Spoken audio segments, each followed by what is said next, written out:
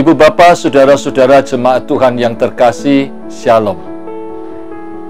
Kita berjumpa kembali dalam sapaan rohani hari ini dengan tema Jangan Hanyut di Bawah Arus. Untuk itu mari kita berdoa. Bapa di dalam surga, terima kasih untuk hari yang baru yang Tuhan berikan kepada kami. Dan pada hari ini kami bersama-sama akan membaca firman-Mu, dan biarlah Engkau siapkan kami untuk memahami firman-Mu, sehingga kami boleh dikuatkan di arus badai kehidupan sekarang ini. Kiranya Roh Kudus melayakkan kami, dan kiranya Roh Kudus akan membimbing kami untuk memahami firman. Dalam nama Kristus kami mohon. Amin.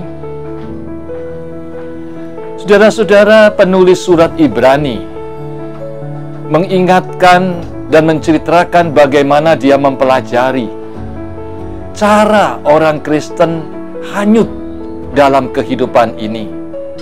Dan menurut penulis surat Ibrani, tidak seketika. Maka menarik, di dalam Ibrani pasal 2 ayat 1-10 yang akan kita renungkan hari ini, teristimewa saya akan bacakan ayat yang pertama. Karena itu, harus lebih teliti kita memperhatikan apa yang telah kita dengar, supaya kita jangan hanyut di bawah arus.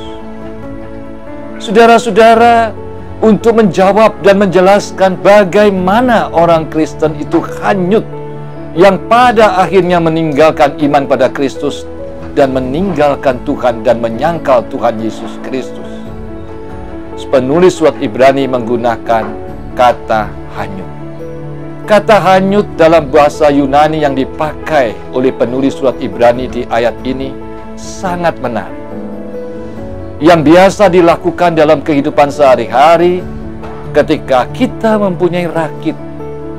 Kita membiarkan rakit kita hanyut ketika kedalaman itu 0,5 meter dan tidak jauh dari tempat rakit itu bersandar.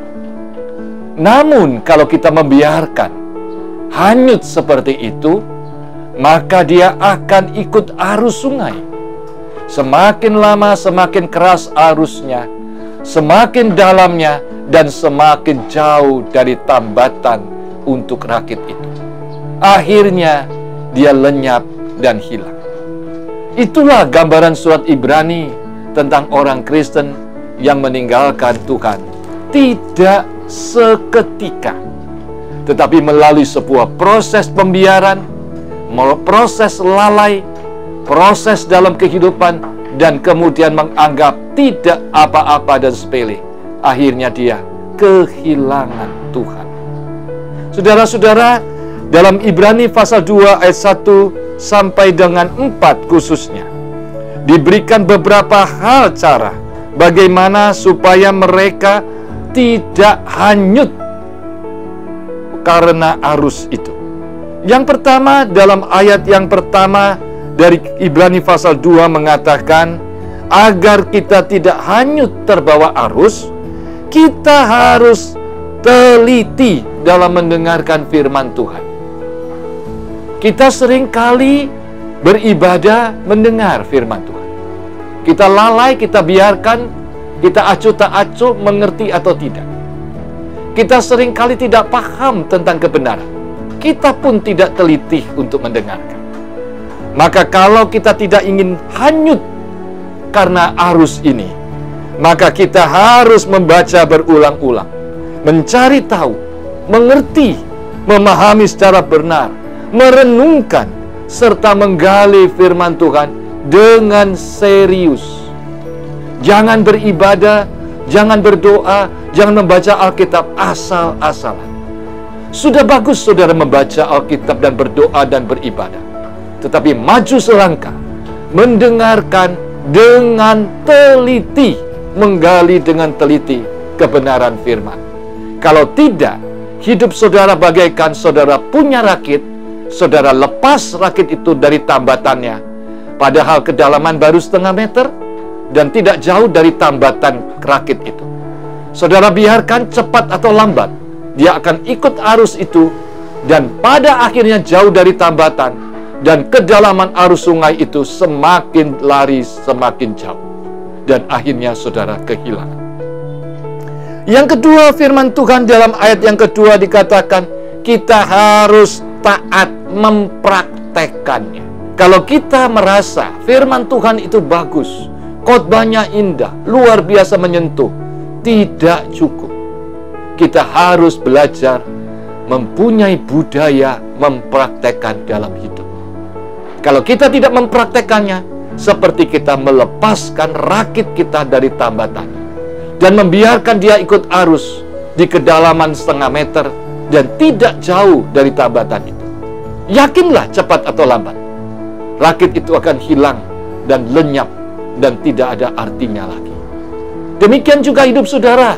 Kalau tidak mau belajar mempraktekkan firman Tuhan, saudara tidak sungguh-sungguh serius untuk melatih untuk mengerjakannya, maka cepat atau lambat saudara akan hanyut, kata penulis surat Ibrani.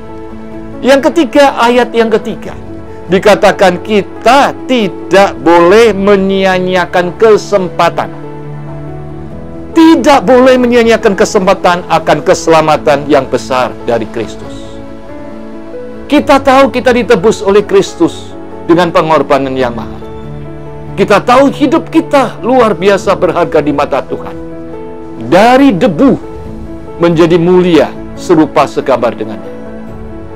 Tetapi berapa banyak orang Kristen hari ini melepaskan rakit dari tambatannya dan membiarkan dia hanyut karena dia tidak menghargai sungguh-sungguh, bahkan dia menyia-nyiakan keselamatan yang diberikan oleh Tuhan dengan hidup dalam dosa, dengan cara berpikir dalam dosa, perkataan dosa, hati penuh dengan dosa, perbuatan yang tidak berkenan pada Tuhan.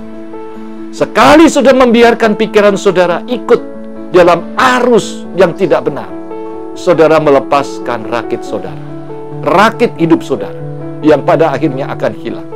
Sekali sudah membiarkan hati saudara dan mengentertain panas hati, amarah, benci dan dendam, maka saudara berarti melepaskan rakit saudara dari tambatan dan membiarkan hanyut.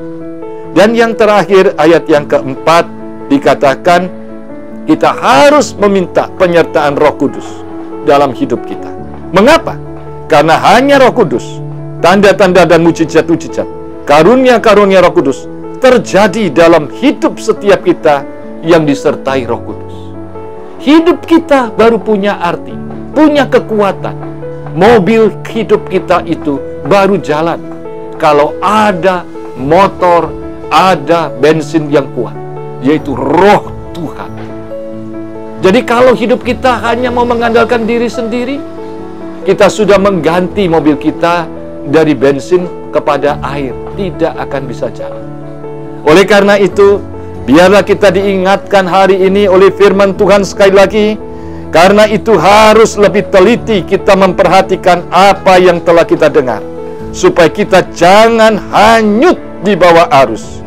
Sebab kalau firman yang dikatakan dengan perantaraan malaikat-malaikat tetap berlaku, dan setiap pelanggaran dan ketidaktaatan mendapat balasan yang setimpal, bagaimanakah kita akan luput jikalau kita menyia-nyiakan keselamatan yang besar itu, yang mula-mula diberitakan oleh Tuhan dan oleh mereka yang telah mendengarnya kepada kita dengan cara yang dapat dipercaya, sedangkan Allah meneguhkan kesaksian mereka oleh tanda-tanda dan mujizat-mujizat dan berbagai-bagai pernyataan kekuasaan dan karunia Roh Kudus yang dibagi-bagikannya menurut kehendaknya.